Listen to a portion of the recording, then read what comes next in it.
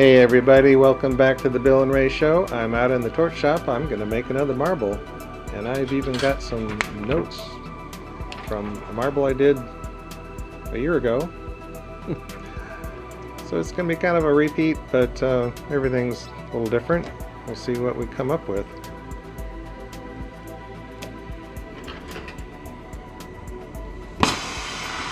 We can warm things up in here. It's a little chilly today.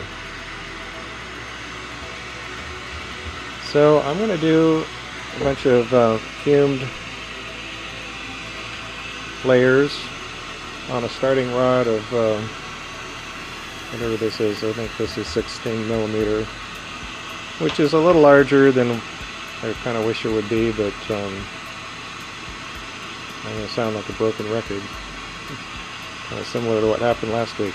But we are going to run with this and see if we can keep our gold nuggets on the fume rods and get things to cooperate today.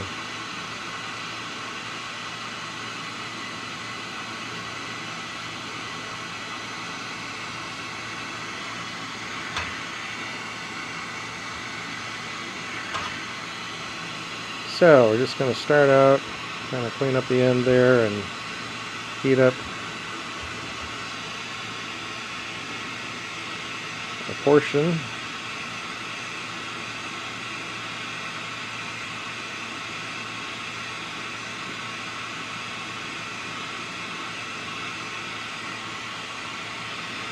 hopefully everything is recording and running properly. Got a bunch of prep work done, got color laid out for the backing.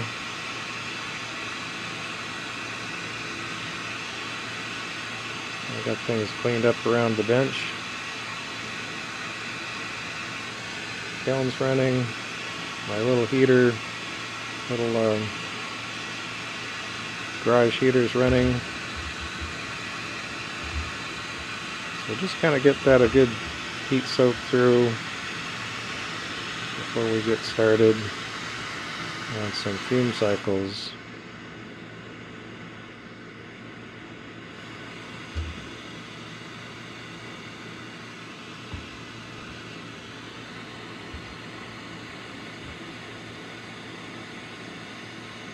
Get our gold up close to the candles there and see if it'll warm up without popping.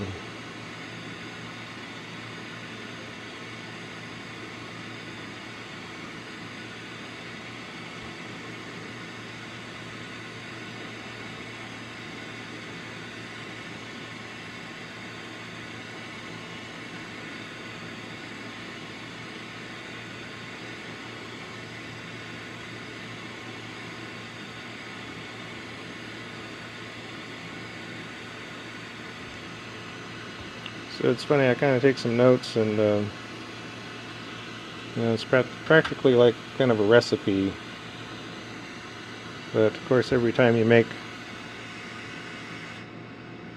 even if it's your favorite dish, things may turn out a little different. So that's a nice layer of gold on there. Then we're going to brush it with a bit of silver.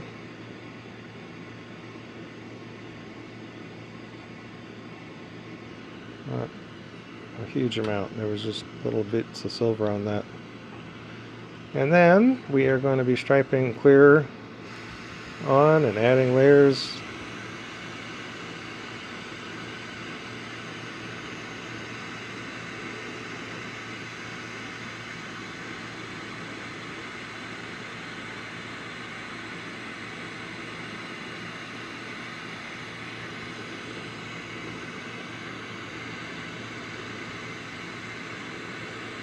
So a lot of things can kind of seem like, oh, same old, they're just doing the same thing again. But there's always like kind of different phases and bends and twists and contortions. So there is a difference, even though some of the basic ingredients can be very similar.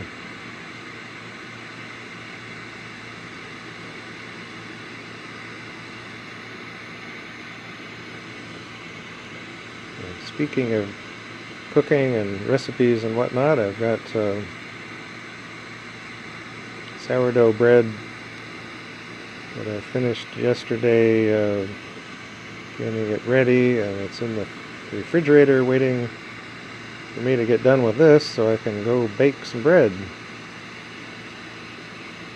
which is a great thing to do on a nice cold day like today. So what did we get on there? We got 6 lines.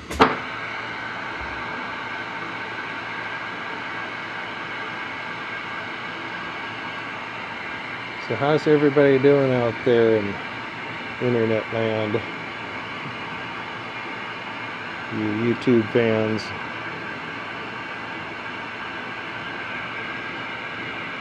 We're doing surprisingly well. We're, as I'm recording this, we're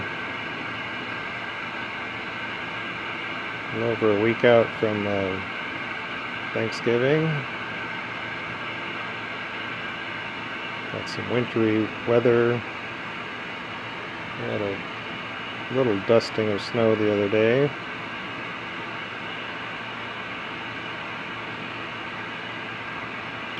And this time of year going into the holidays, you know, we're summer season, we're busy, we have guests in our rental, and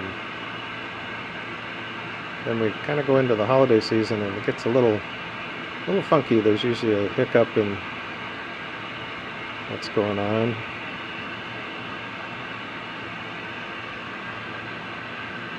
So our situation from Halloween, I guess, through Christmas into the new year, sometimes it's actually a pretty tough time for us, but things are going all right now. We've got someone coming in and staying with us for December and into January, and that's kind of a big deal for us during a time that's sometimes pretty hard to beat to get guests.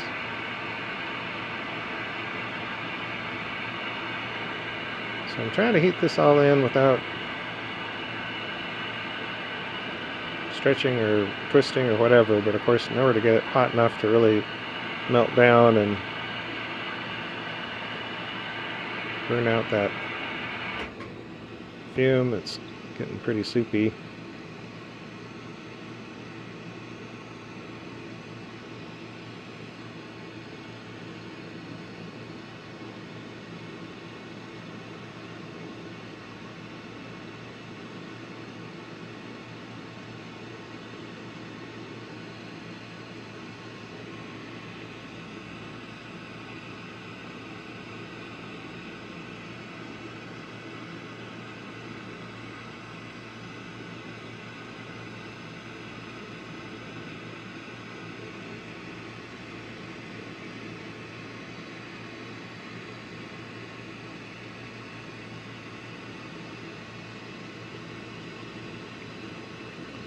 Okay, and part of this process is kind of the offset, so we're not trying to stack layers directly on top of layers, so these little wiggles and wobbles actually add to the features. Okay, then we are going to do a little bit of silver fume.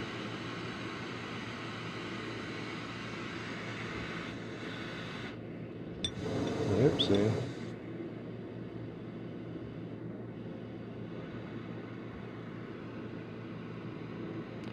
Okay, and again, we're kind of looking for something fairly light. So this is like adding pepper to your soup. You want enough that it does something, but you don't want too much. Okay, I'm using 3mm rod to add layers.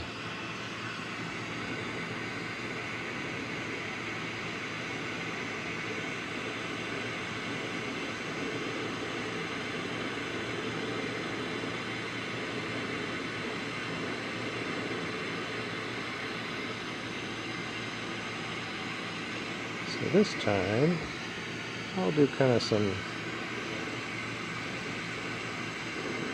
quadrant splitting.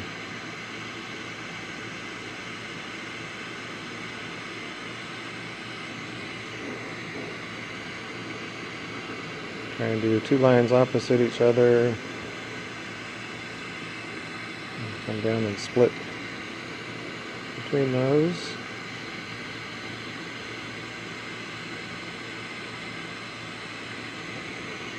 And then split between each of those, which will give us 8 lines.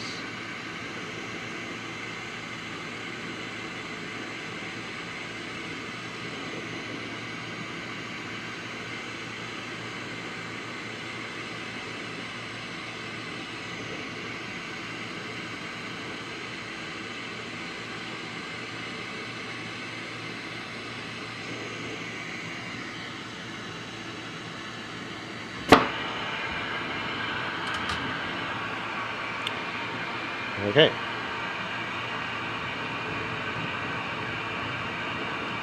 Next layer. It's going to be a gold layer.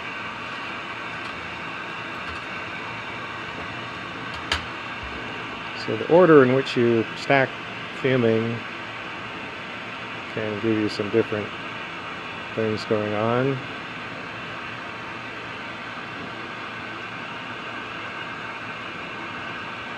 But in general, just alternating gold and silver layers can be effective.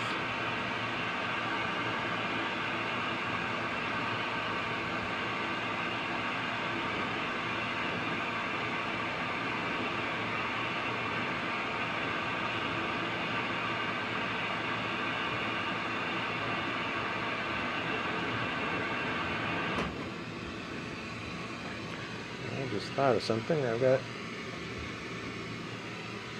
my coffee mug warming up on top of the kiln there.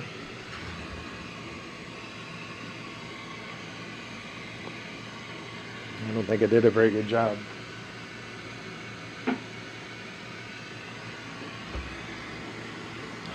was kind of surprised. I thought it might have gotten hot up there, but there's a little vent hole on the very top of this kiln, and that's where the temperature probe goes down. And when that hole is, it's probably got some fiber stuff in there kind of plugging up that hole, so it doesn't vent heat like it does when it's wide open. So I thought there'd be a little bit more heat rising up out of there than I actually got.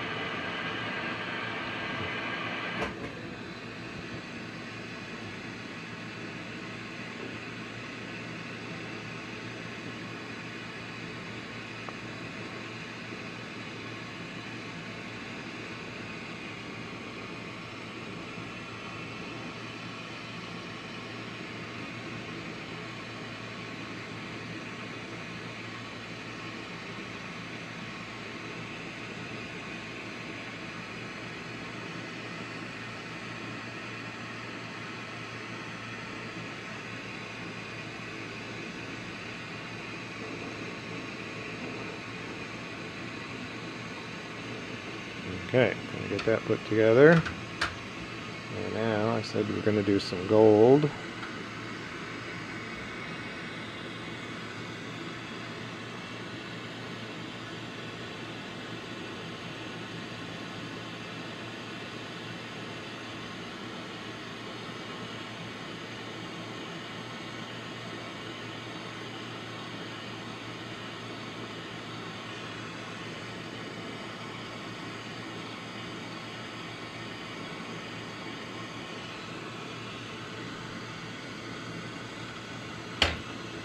Okay. And more lines.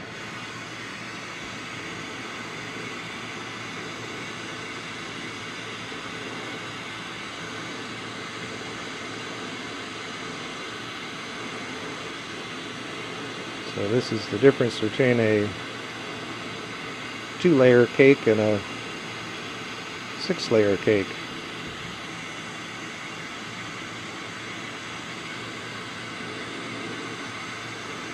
It's still just cake and frosting, but you know, the more layers you have, the more frosting you get.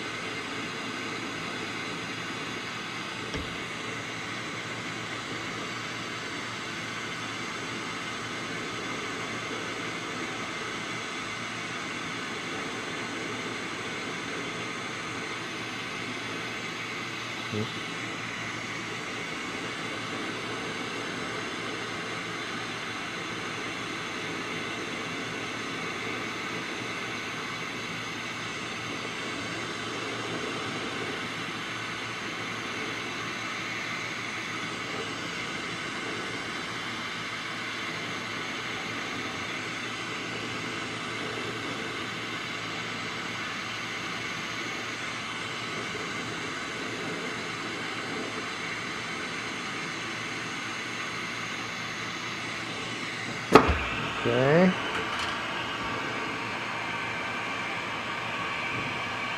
It's going to make a very big fat core for the marble. Of course, we're going to lose some off the ends, I guess.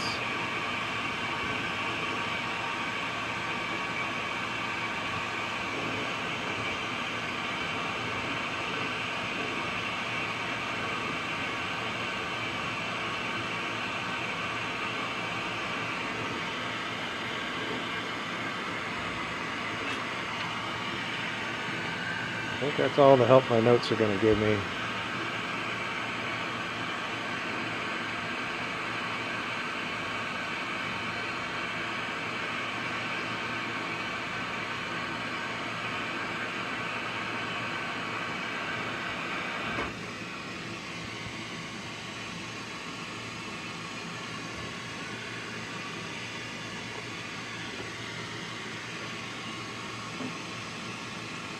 Sometimes a lot of times in the wintertime, I've got a little heater, you know, for the coffee cup to sit on. But doing these videos and trying to juggle things, it's kind of, I tried that the other day and it kind of got me messed up.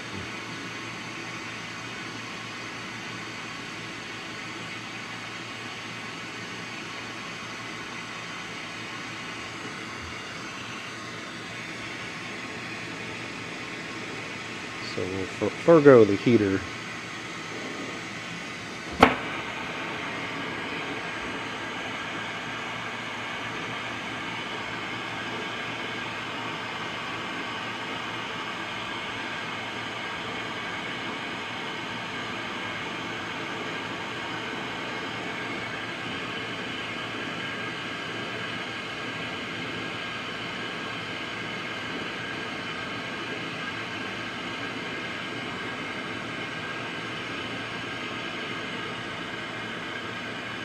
When you have two different size rods and you're trying to rotate in unison, it's a little harder than if you have the same size handles on either side.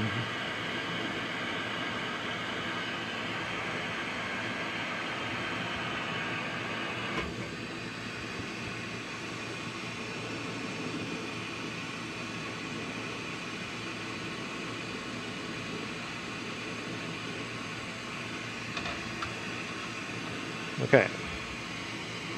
Now, according to my notes, my show notes, then I spiraled on some clear onto the outside of all this. No fuming on this stage. This is mostly just kind of a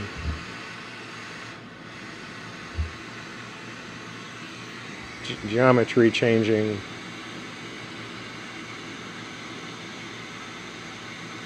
layer to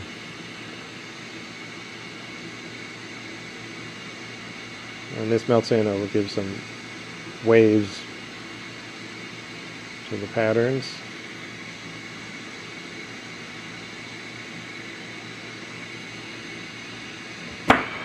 Go ahead and hit the wood flame for this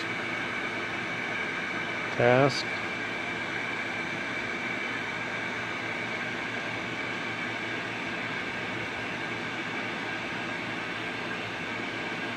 That looks better.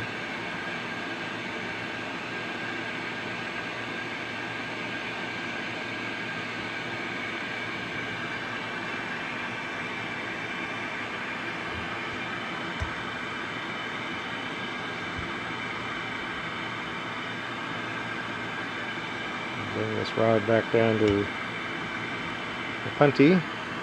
Use that in a second.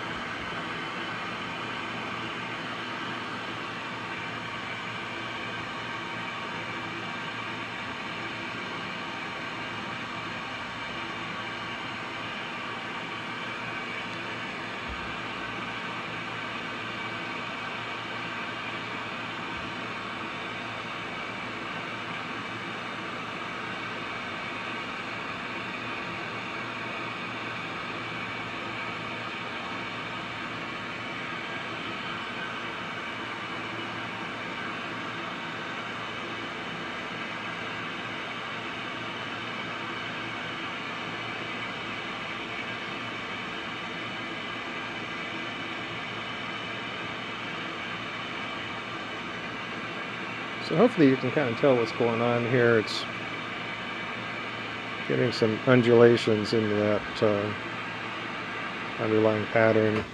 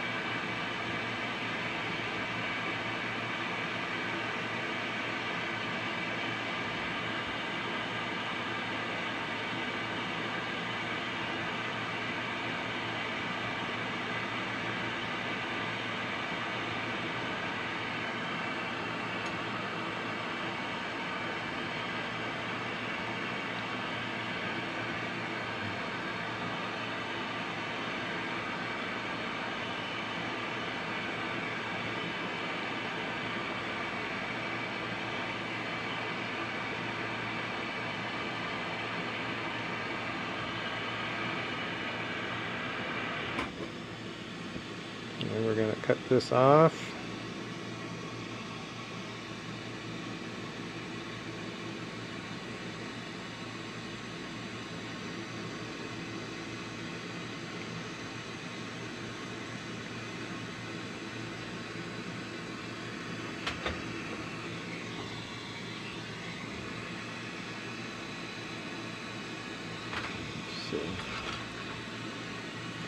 Sometimes you need some bigger tweezers to stay away from all that heat.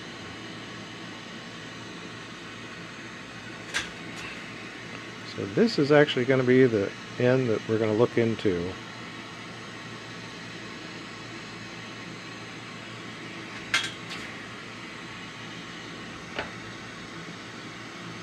So hopefully that will open up here in another moment. A little heater over here is hot.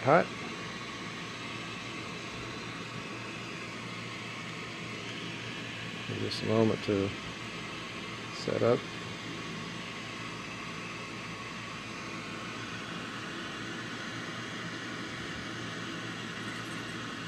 Now that is going to be a good chunk of the bulk of the marble.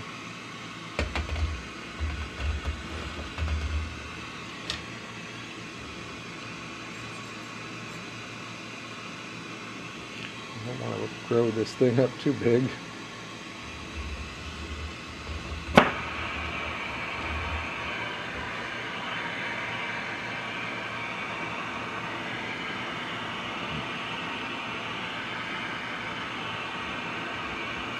So this is also a kind of a marble that, like a lot of them, it's the gold and silver effects that are kind of the main thing happening. So in one respect, the marble's all done already. Whatever went into that core piece, that's going to define whether this, how this turns out.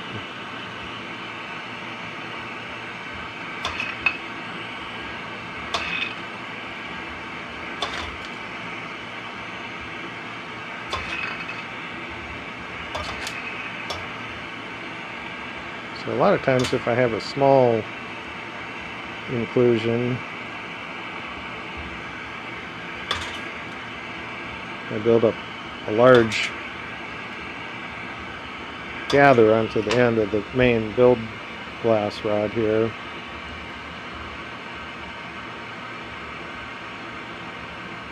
But because this piece is already pretty massive, you don't really need to do that. You just need a starting point.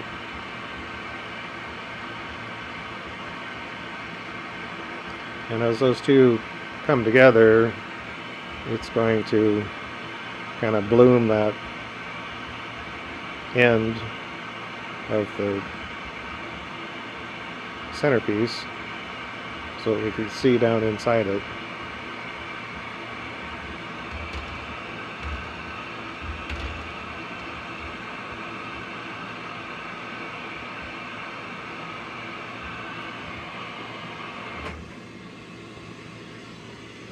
Okay.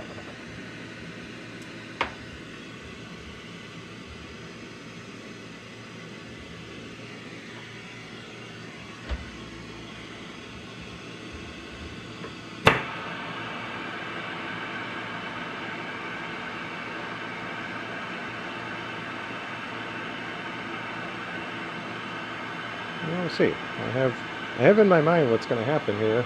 Let's see what happens.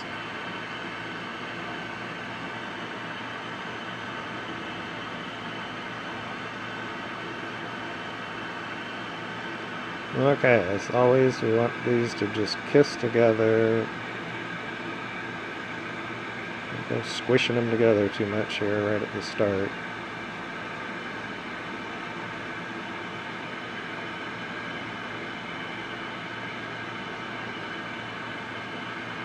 And try not to get any weird rotations or distortions in that initial contact.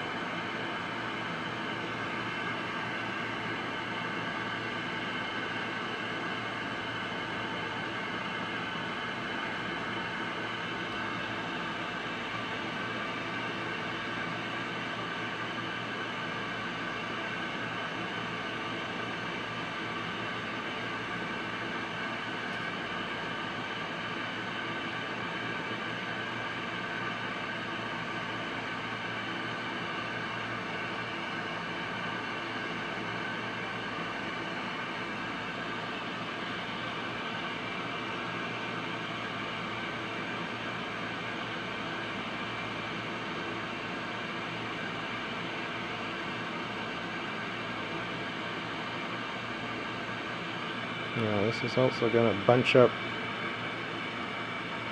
my first prep section.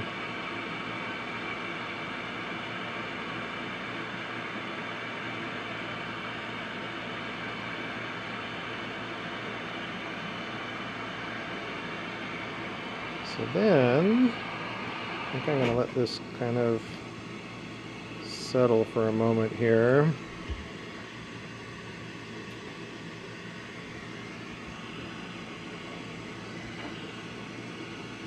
So when we think about the mass of this marble, I do want this lens part to be a big part of the picture, so it needs to get bigger.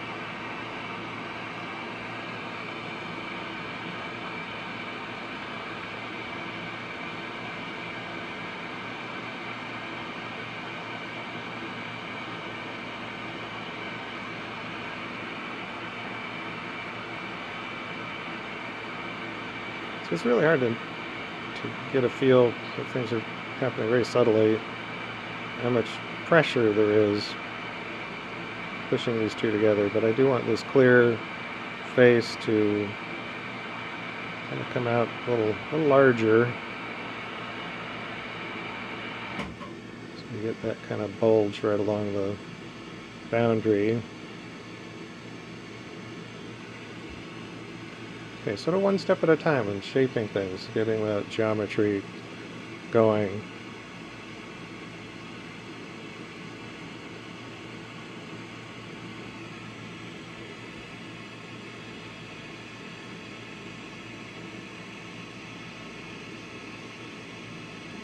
Now, we need to get this crazy fume section to a cone shape.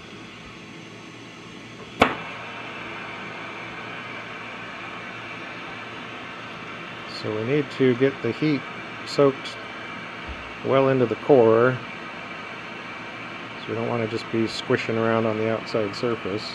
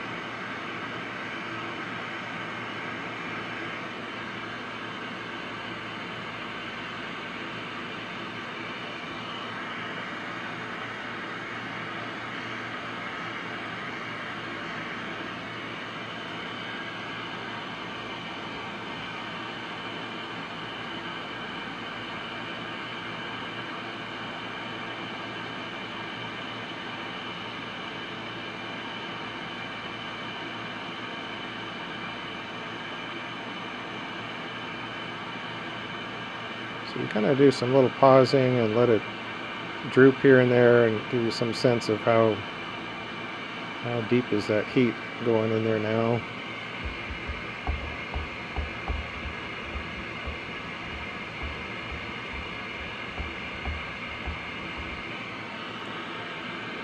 And at some point we also acknowledge that this core piece was really a lot of glass, so we're going to lose some of it here.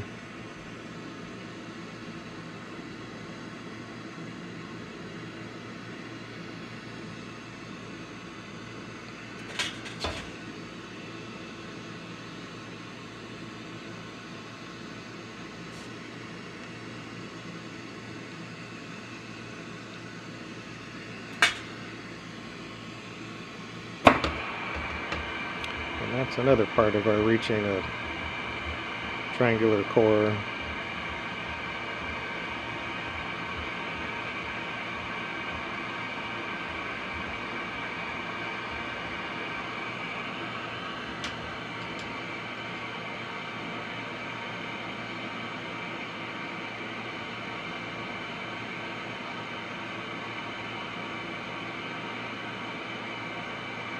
I'm trying to get some gravity to just kind of let it fall back.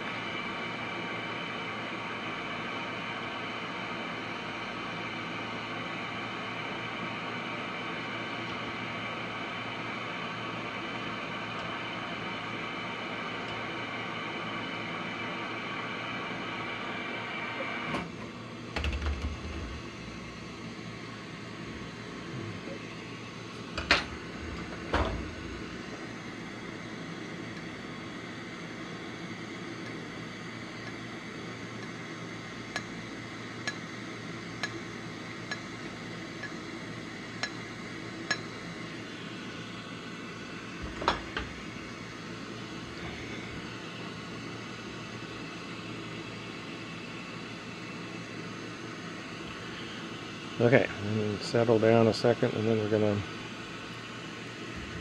sharpen this point again.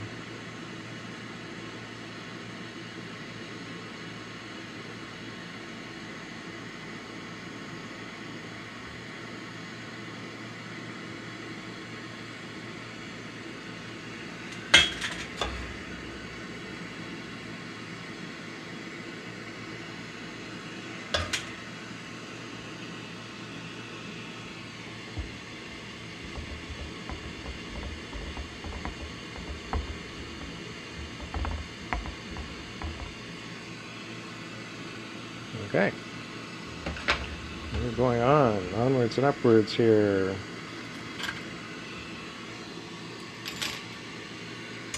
I can already tell this is entirely different than the one that I'm basing this on. It's amazing how every little subtle thing you do differently changes the whole picture.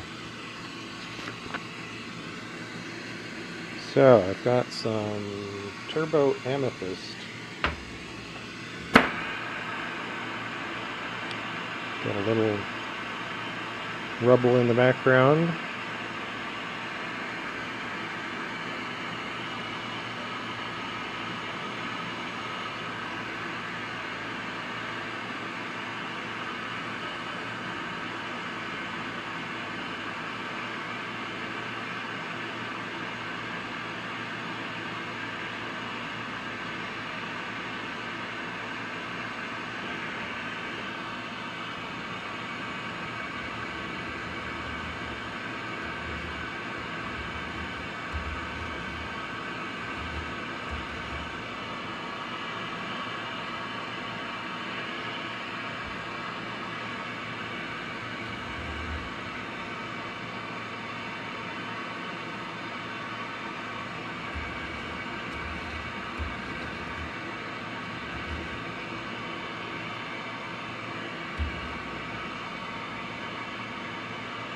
Yeah, trying to gauge the right amount of frit on there is a little subjective. So I don't want this to be a solid layer. I'm going to put red behind this. So I want some of that red to show up.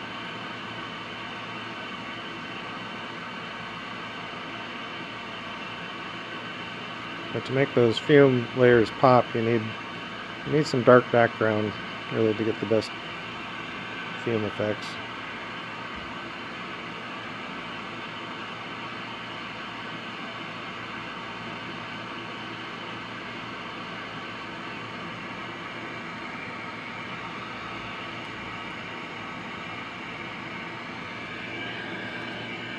So down here at the bottom,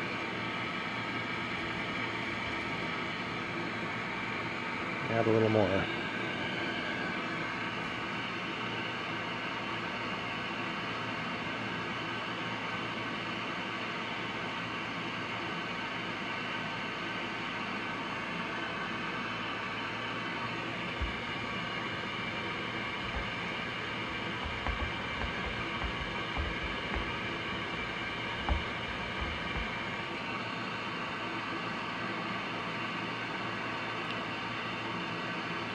Get into a marble that's seeming to get a little unwieldy in size.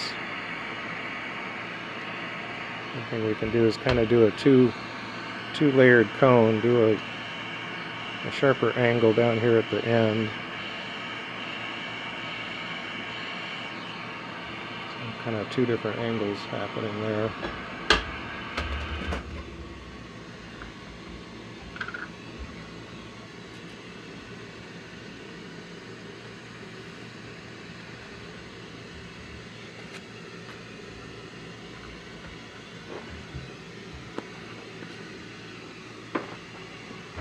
Okay, now we need red.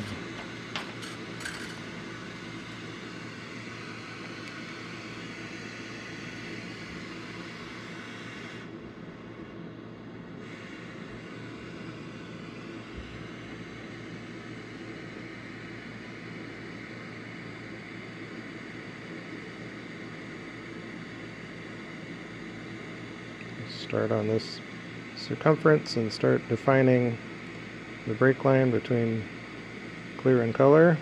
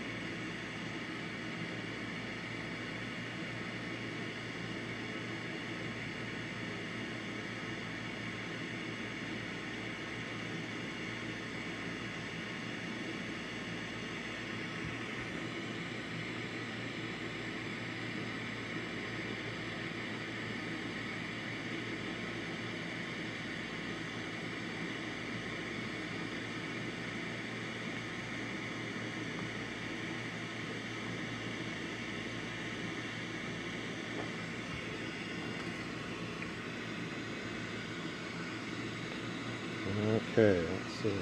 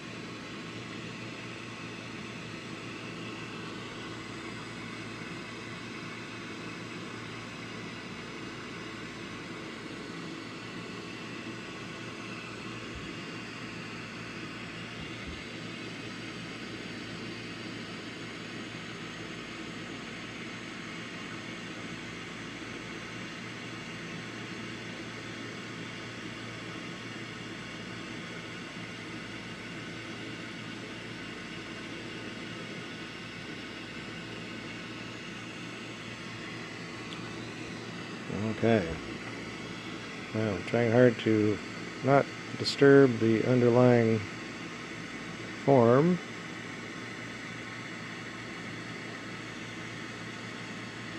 And frit. Just trying to get this layer on here without smushing up anything underneath. Or getting the whole thing so hot that it's changing shape.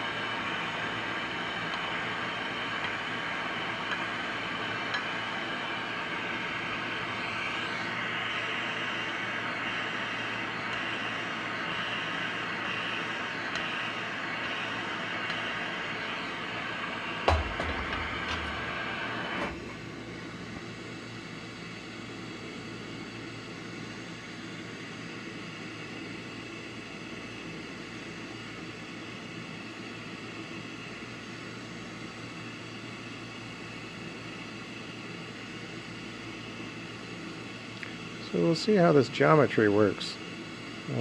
You have kind of less cone and more of a roundy form. You're going to wind up with more of a fishbowl kind of effect where there's no great sense of depth or whatever.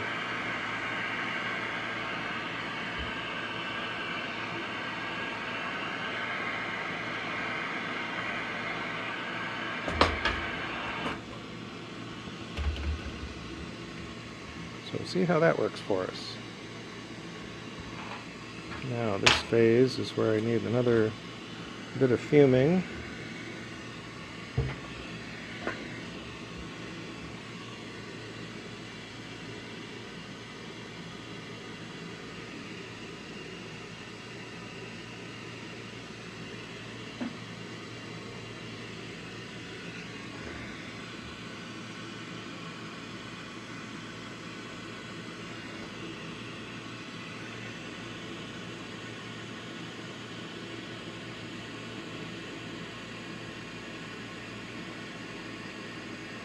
think my interior fume might have gotten a little too heavy. Not sure all those layers are going to even be evident. And that's definitely one issue of having too many layers and too much fume. May or not work the way I'd like.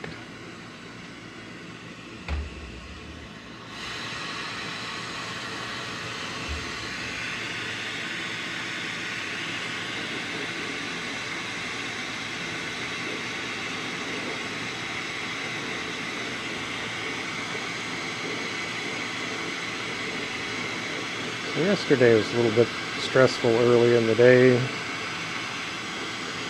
We had a neighbor dog that I had never seen before came over into our yard with their older dog that I do know has been over before and hasn't been a troublemaker, and just tell him to go home and he takes off.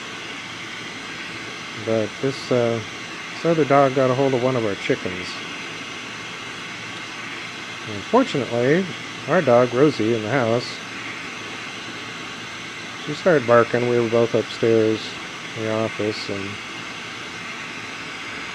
yeah, she barks once in a while at something going on outside, but then there was that change of tone. It's like, no, this is something serious going on.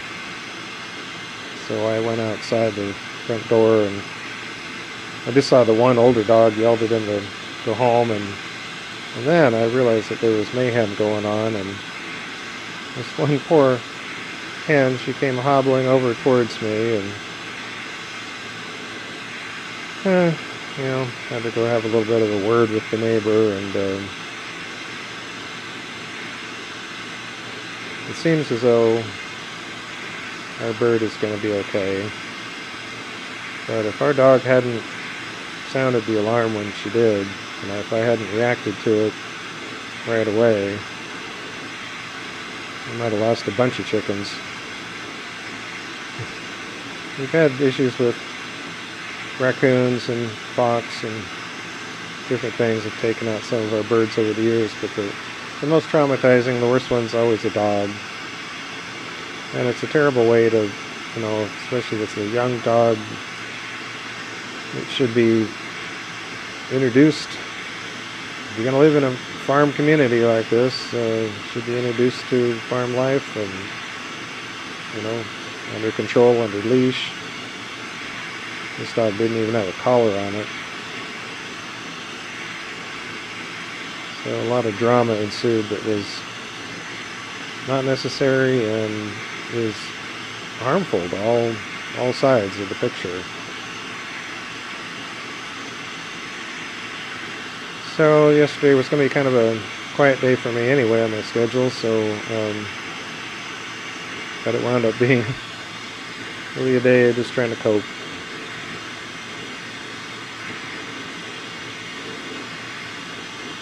But this morning the hen seems to be up and at it and able to take care of herself. So as long as the other birds don't pick on it, which hens can be very mean to each other sometimes.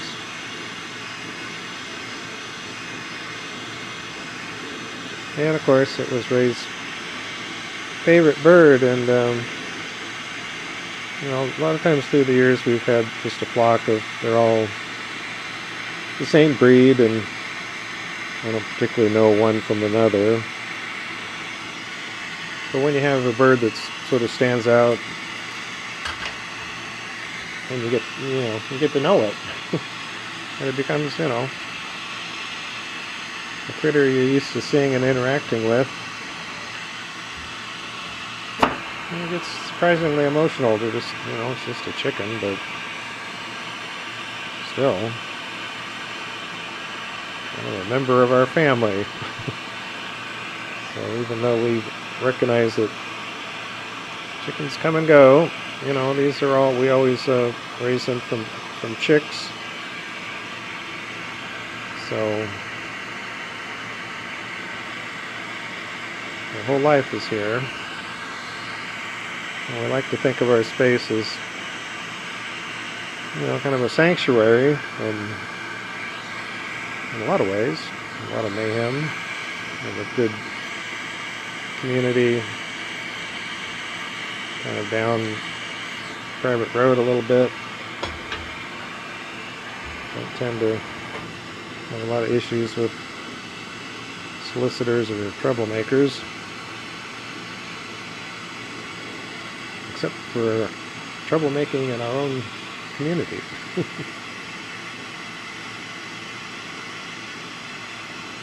And that's not fun. I don't like confronting anybody, but it's not acceptable.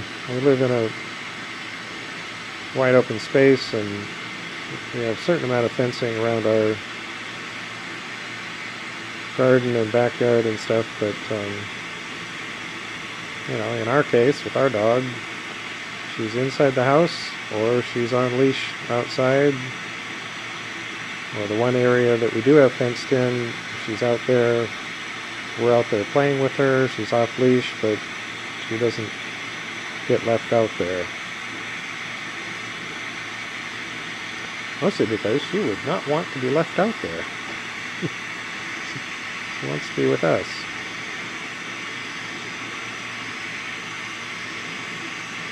Once in a while we can leave her on the porch for a little bit and she'll be content, and again, she's staked out. She's on a tie-out.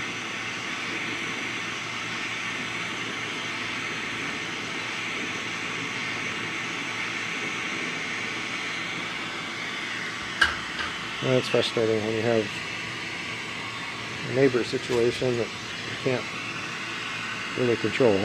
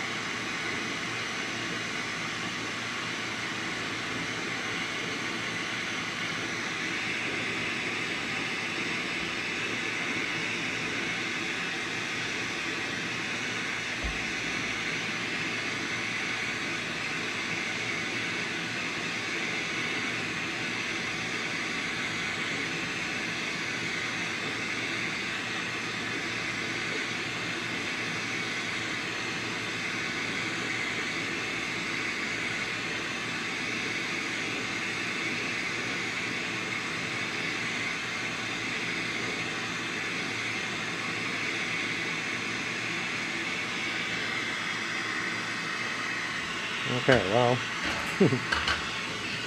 that's all the bigger we're going to go.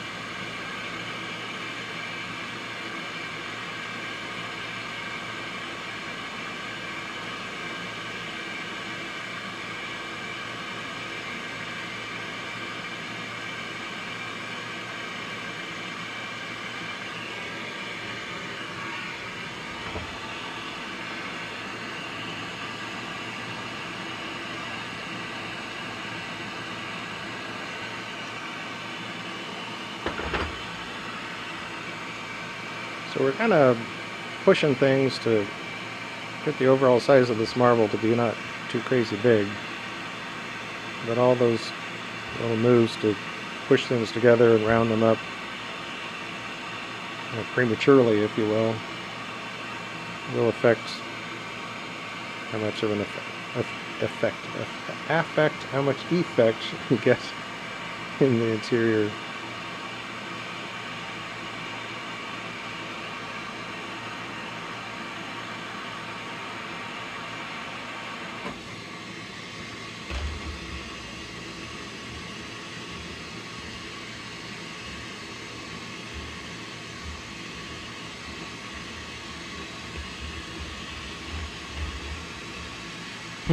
So, for the background color, we have some Butterscotch, rust, or not rust, Rootbeer, and mist.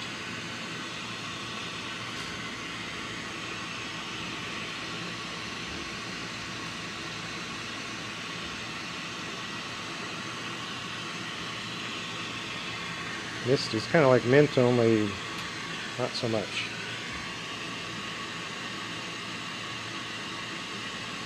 I stand corrected. This is actually mint that I'm using.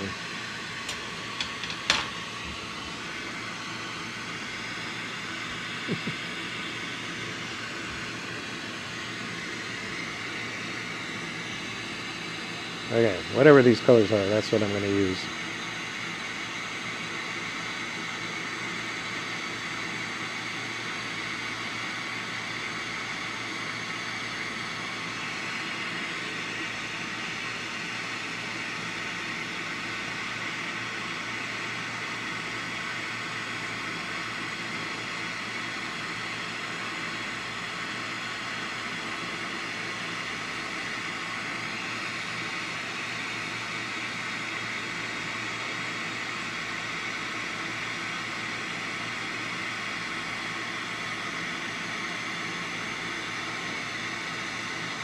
Butterscotch is one of those easy working colors that melts really nice and behaves well.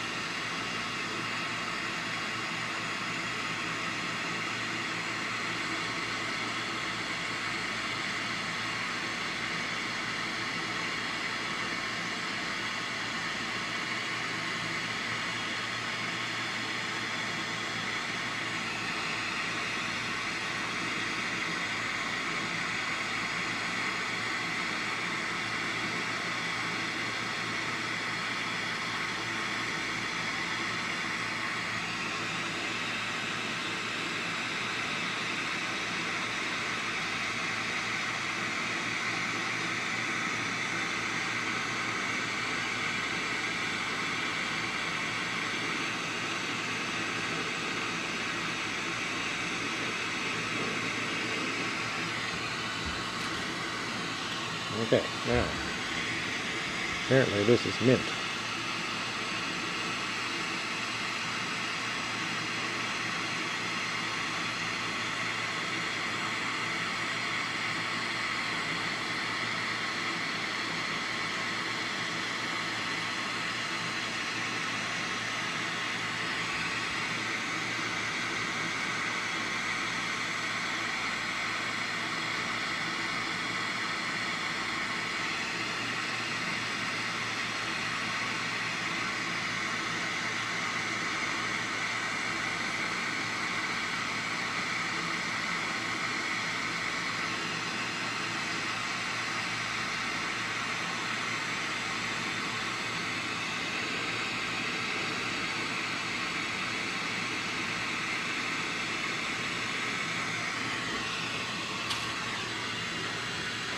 So when I use colored glass,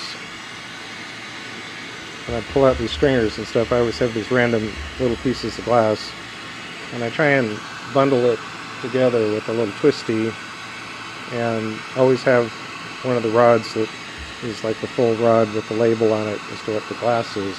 So I try and keep my little pieces tied together, because you wind up with all these random little pieces of glass, you don't know what color it is.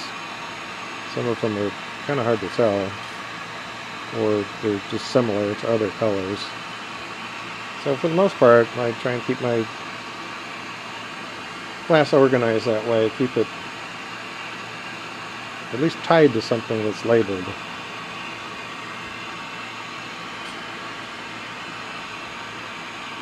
But a lot of times I come out here to work and there's all this stuff all over the bench and I have to try and sort through it, see if I can figure out what's what. And some things, especially when it comes to the little stringers and stuff, some things just get kind of set aside. I have some other projects that I make some beads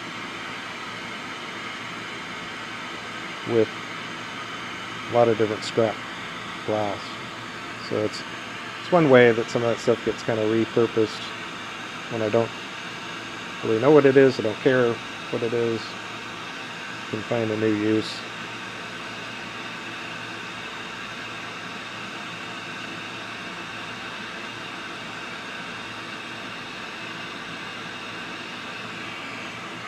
Alright, we're going to melt it in. Give that a moment.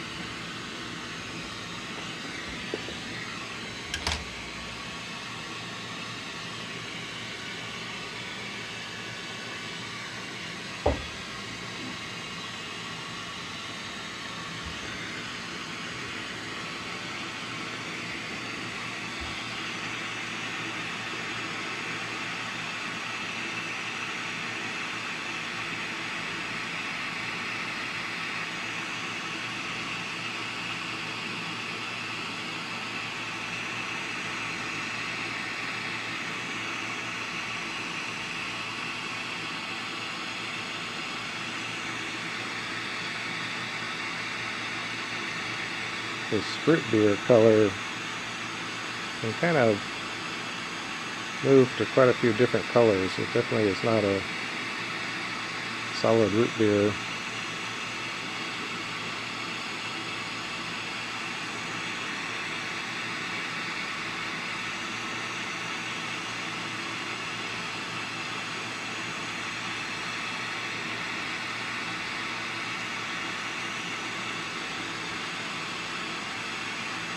I don't use it a lot on backing colors, but it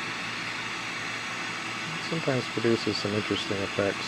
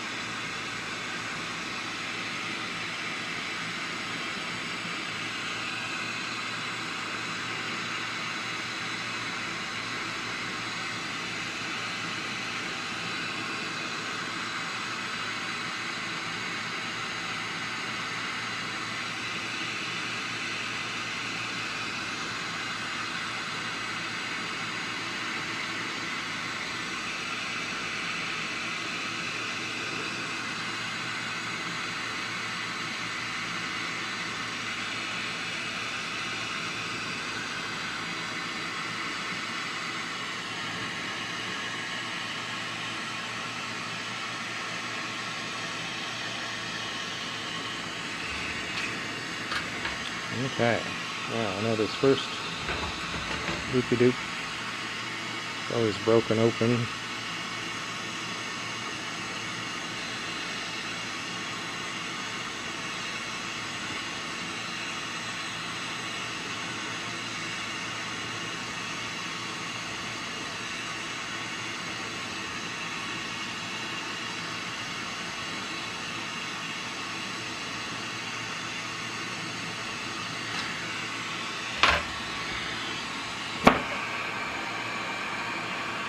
Alright, we're making progress.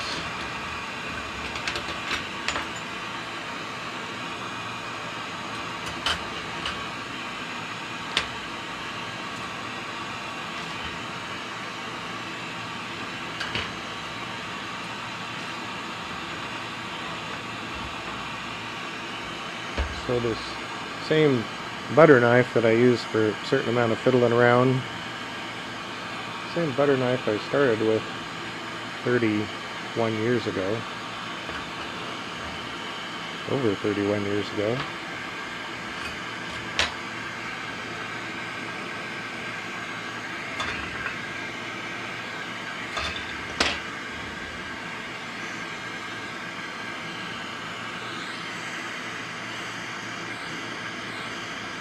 going to help that cone at the back end.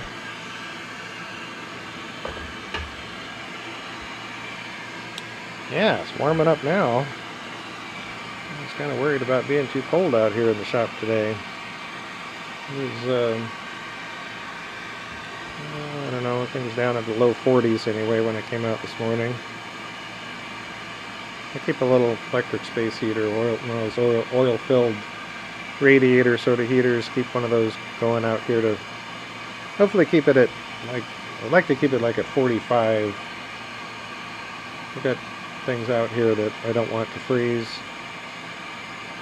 And if I come out here to work and it's dropped down really cold, it's really hard to get anything started.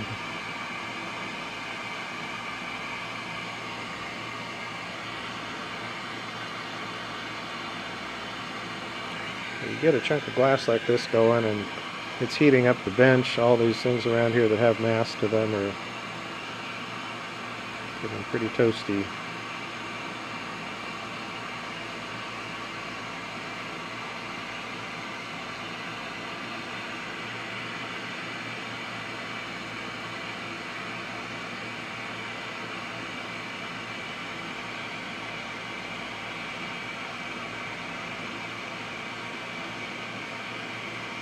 I start out when in the winter days I have a Mr. Heater, you know, one of these propane heaters that sits on top of a barbecue propane bottle, and that does a really good job. This shop is really small, so it doesn't take a whole lot to get this place heated up. But when I first built this shop, I had a little wood stove, which is now in Ray's shop, and I used that for a while, but it was really kind of screwy because you have to come out in the morning really early and try and get a fire started. And then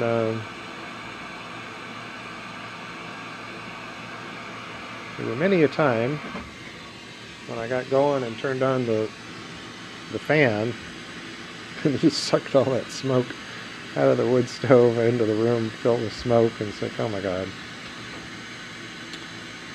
That happened a bunch of times. It was really hard to get wood stove to have enough draw through it and a window open to bring in enough fresh air so that you didn't backdraft the chimney but get enough ventilation for your torch. So that didn't work out too good.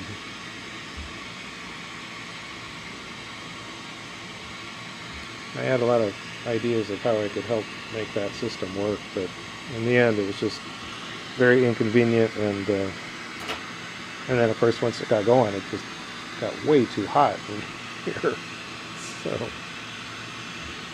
was problematic.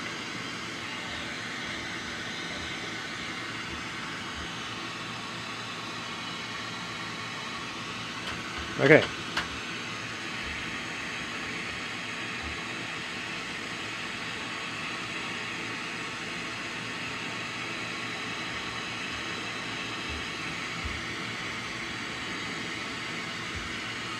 Ready to punty. Torch cranking.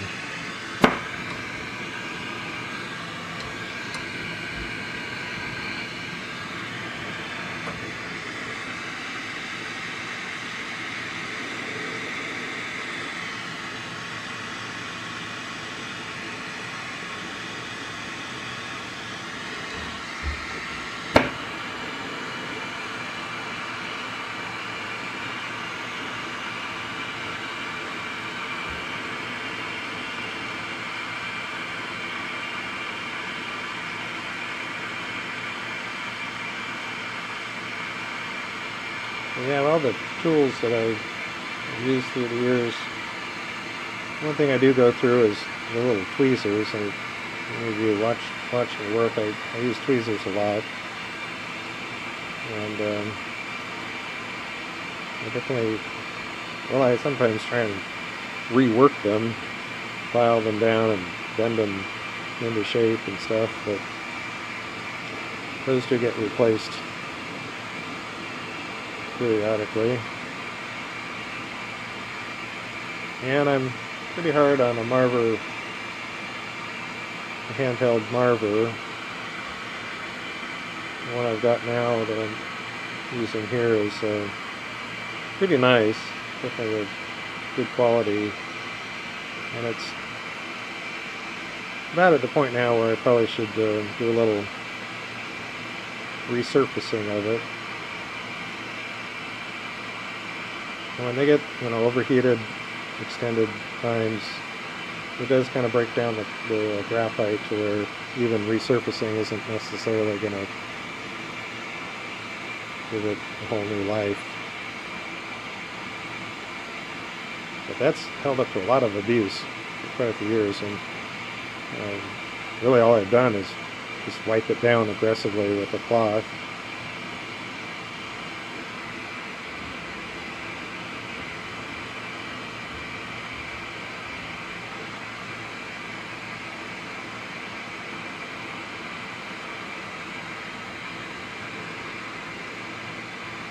But it definitely is made with a higher density, higher quality graphite than the economy model things that I've used in years past that are, boy, you can see those things have worn down.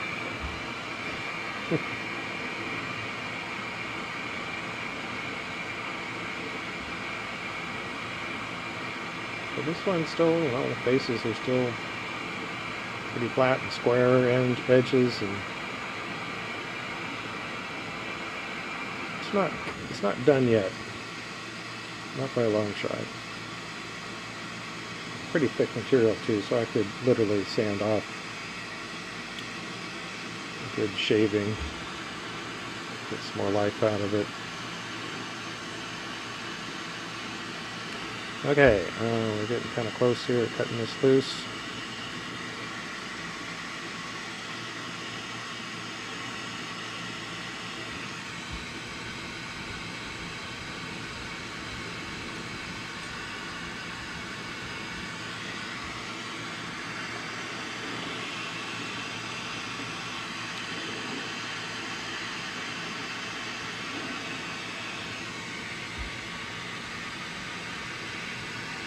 You can see that on that side camera.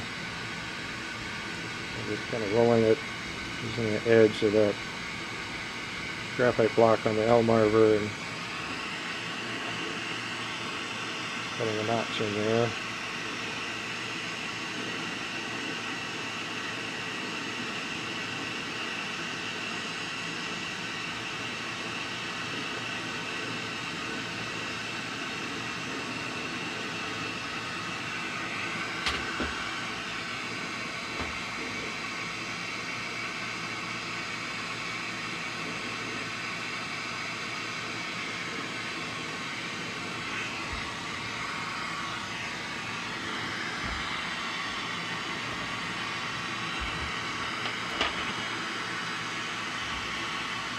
Yeah, it's kind of hot.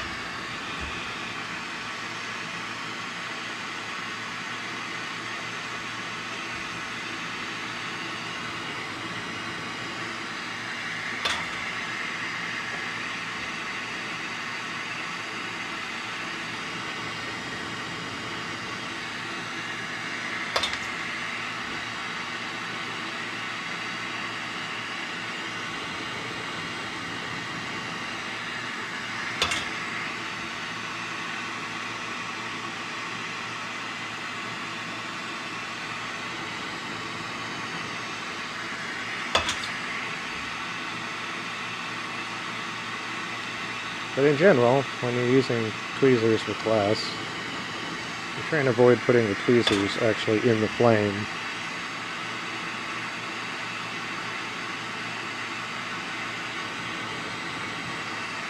That's pretty much the whole difference between the temperature the stainless steel can withstand without getting too bothered, but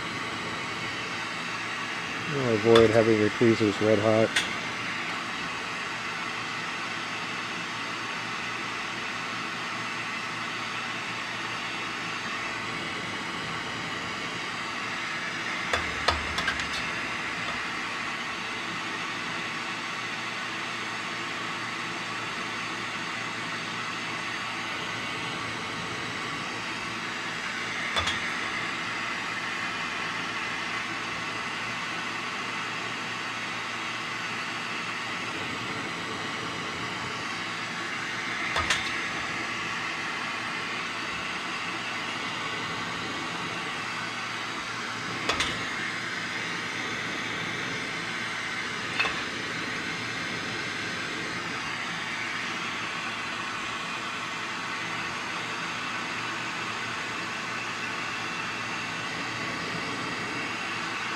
Well, I'm not sure. I probably mentioned this the other week or two. Our cows are not our cows. We think of them kind of as our cows because they hang out with us, but the cows are back out here in the field next to us. And it's always a little weird in the dark morning hours when I go to walk the dog and you see these big glowing eyes across the fence.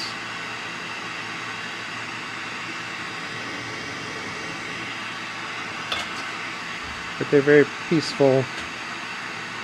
Something kind of nice about hanging around cows.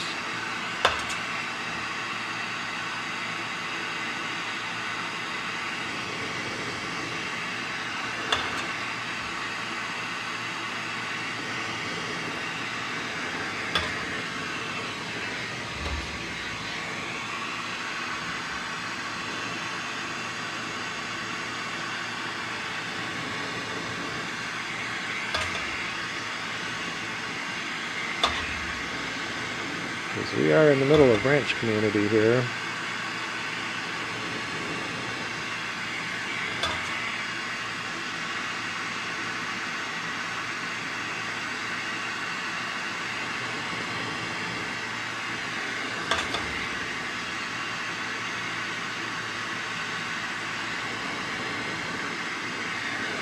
And of course horses. A lot of people around here have horses. My sister does.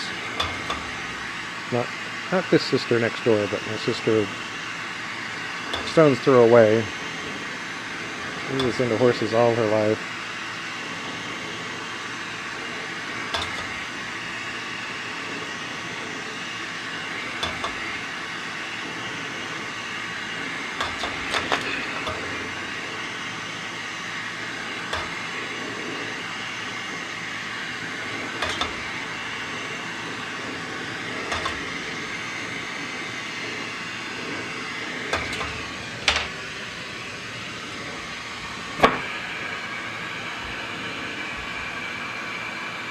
Okay, I think we're in good shape now.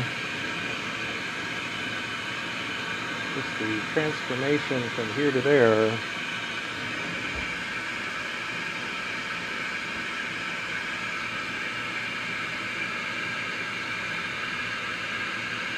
Nice long punchy stick here that I can kind of back away from the flame.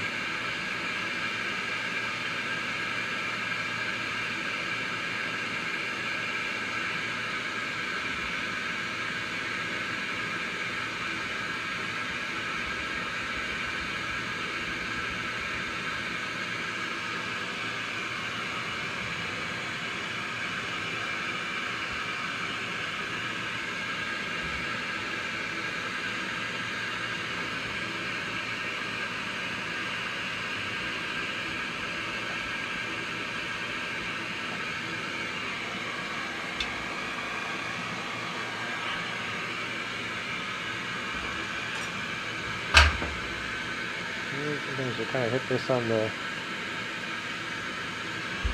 L marver a little bit to help get that circumference nice and round.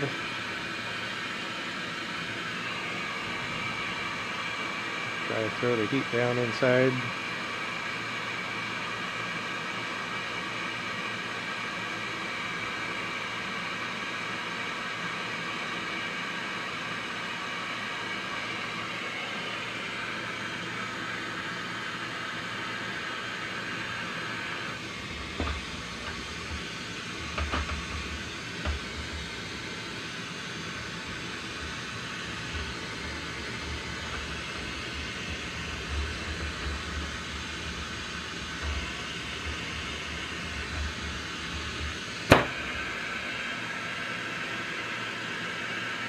A little stubby pill shape.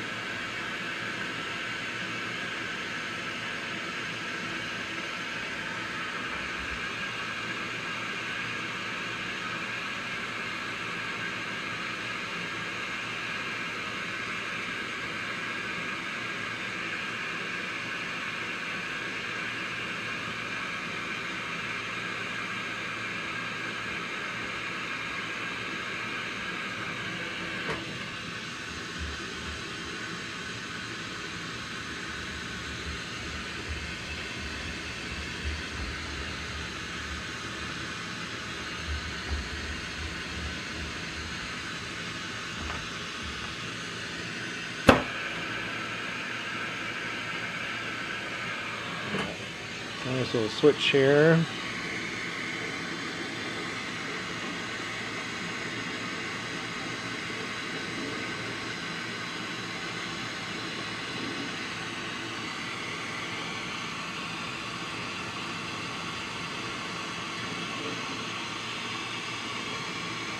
Getting a look inside there.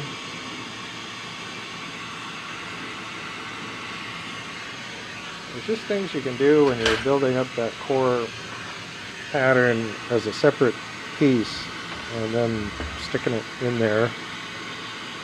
Then if you try and do the same step straight off the end of the rod, it's very difficult to get the same end result. It's basically not going to be the same.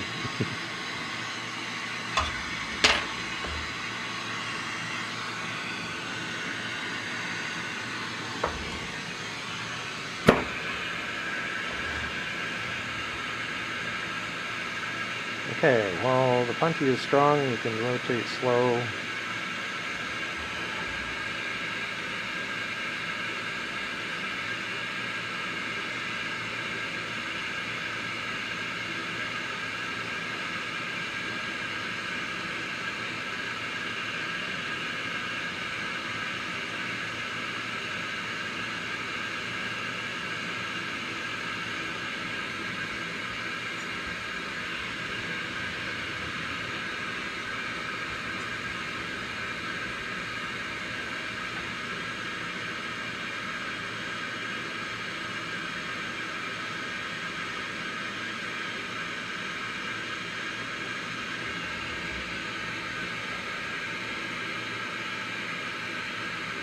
Let this heat really soak into there.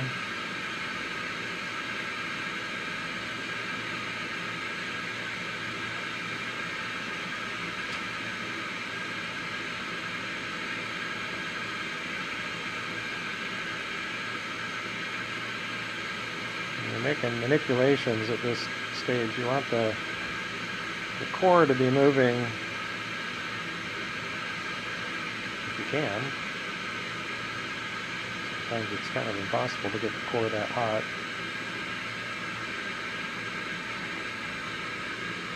Use a little fast spinning to try and pull that glass outward.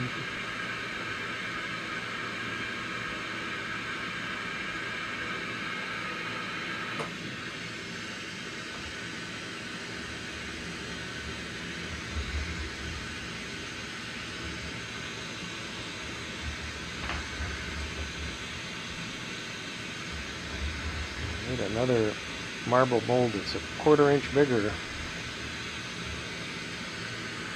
I seem to be on a path right now where I'm making these marbles a little bit larger than I have, so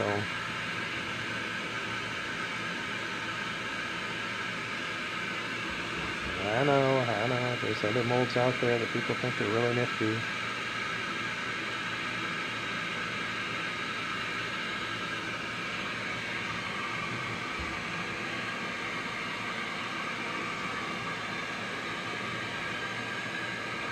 Show you another simple tool that I made long ago. You can just take a plate of graphite, cut holes in it, and they make very good surfaces to help shape things up. So if I had another plate of graphite like that, I could cut a hole any diameter I want.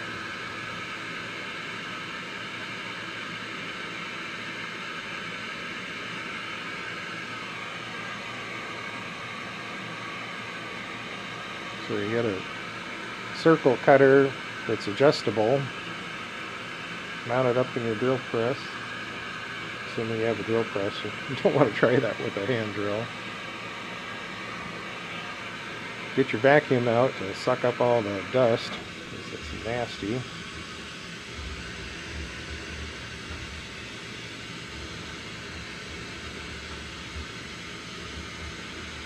There's a lot of things in the glass world that I like to do kind of a do-it-yourselfer approach. And when you get into the larger furnace glass blowing work. You know, I've got some great books on that. I was going to get into that, having my own furnace shop. But the cost of running and stuff just are beyond me. So, but I've got some great books, some very classic older books on building your own kilns, building your own furnace, building all kinds of things.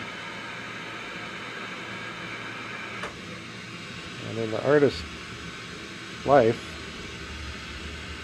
you know, you gotta get creative. You gotta get creative with your tools. And you know, I love tools. I bought a ton of tools when I was building my house. There were many stages that I thought, you know, I'll just buy the tools and figure out how to do this, rather than hiring somebody to do it for me. And but I'm also I don't have very many really high-end fancy tools. It's a lot of stuff I have came from Harbor Freight or, you know, some kind of discount kind of deals. Some tools I have are good quality.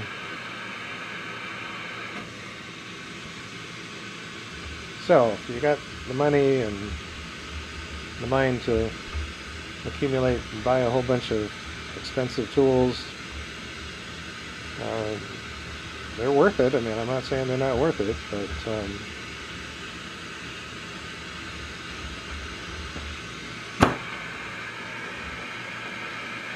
just not something I've really focused on. In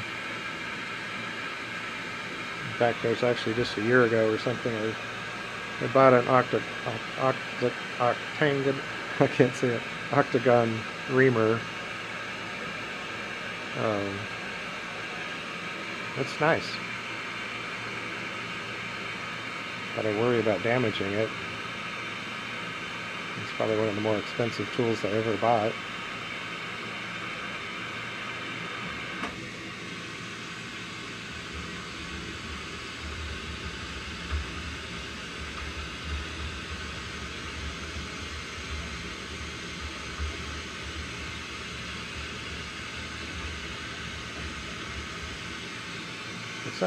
Some things are just a lot more basic, and it's like I've seen people spend a lot of money on a tungsten pick, and it's like just get yourself a pin vise, buy a pack of tungsten electrodes from a welding supply place. I just get them on eBay to get a pack of, I don't know, a bunch of them for $15 or something, delivered to your door. Get a pin vise for $5. $15, you've got not only a good pick, but you can keep it, you know, rejuvenating it with new welding rods. You can bend them if you want to bend into it and swap them out.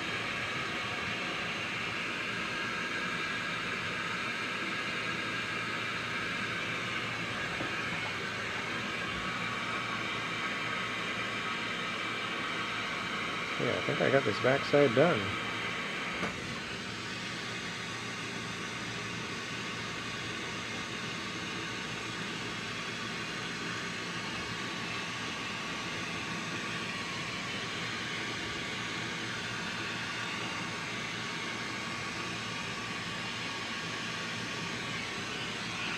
And of course, my infamous roller can.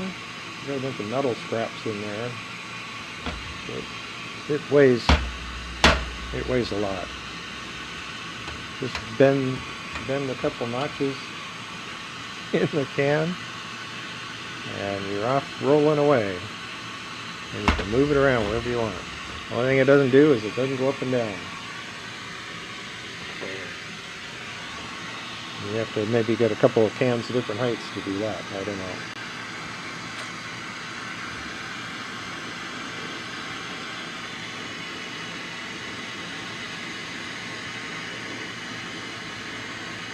I did build myself a better roller for tubing over on the other bench.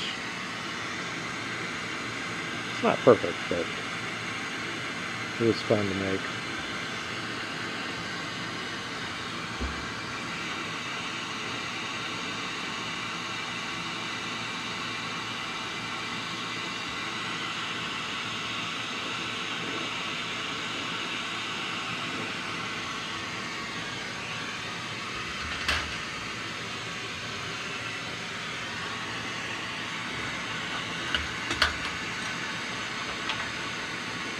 One tool I've never had is a lathe. I always kind of wish they had a metal lathe. But it's kind of hard to justify a tool like that I would hardly ever use. And you got to learn how to use it, and a lot of fiddling around. You buy a cheap lathe, you got to know how to fix it up and get it running the way you want.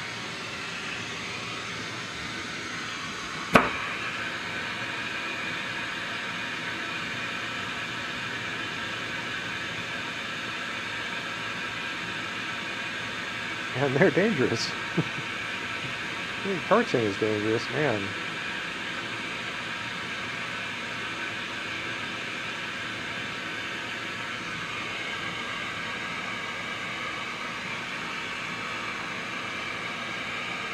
Milling machines and lathes can take off a finger in no time.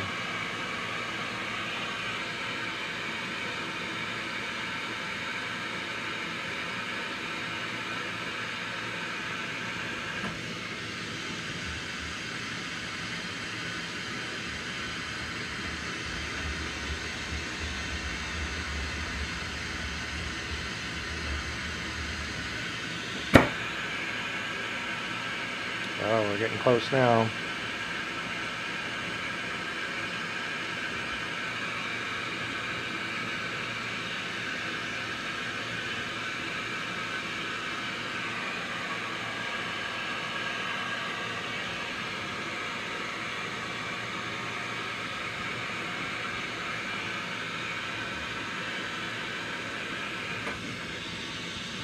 This time we'll wait a moment.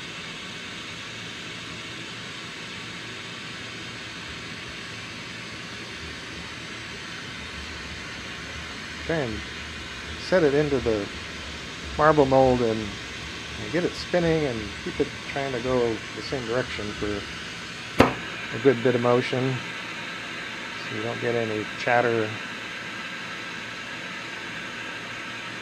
freeze marks, but you're always going to get some wiggles, so this is the phase where things smooth out, especially on that very tip front end.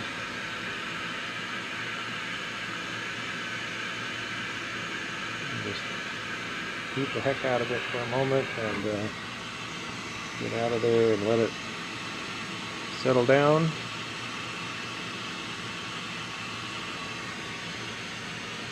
And checking the reflections, and then you can look through that marble lens as well and see whether the image you're seeing has got wobbles to it. But that's only going to help you see the really obvious big problems.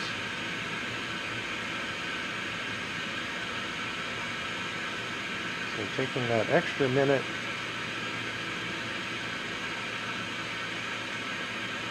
go through another heat cycle.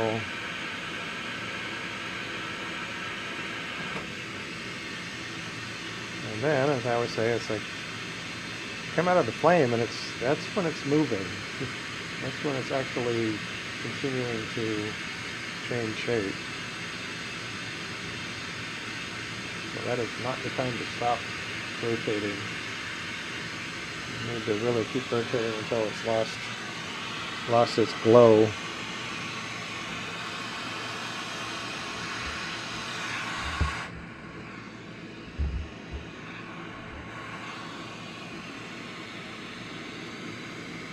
Well, it's got a lot of depth.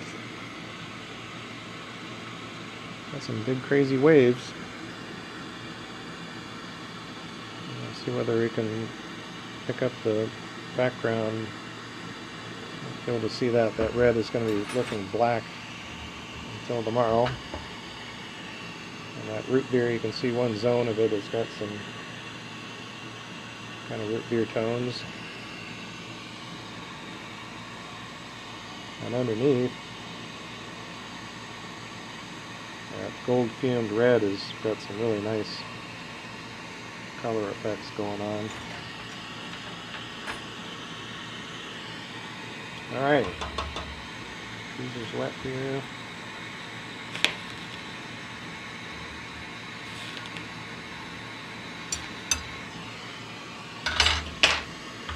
That was a little messy. It's got a doodad sticking up.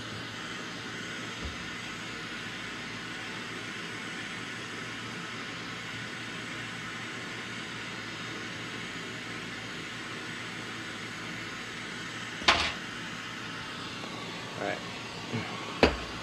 So I'm going to drop this thing bobbling around.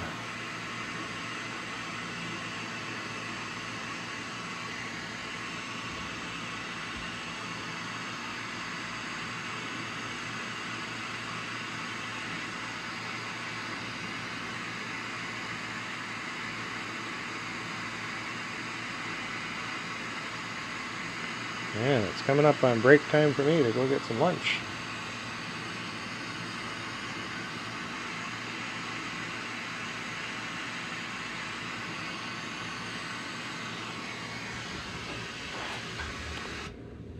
Alright guys, as always, thank you so much for hanging out with us. Hope your day goes well. Looking forward to the holiday season. I think I'm just about ready to shovel snow and plow snow. We'll see if we get enough snow to play in.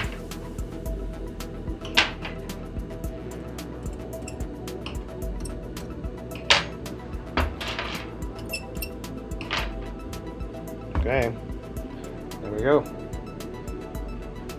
You guys all take care. Take care of yourself, take care of others.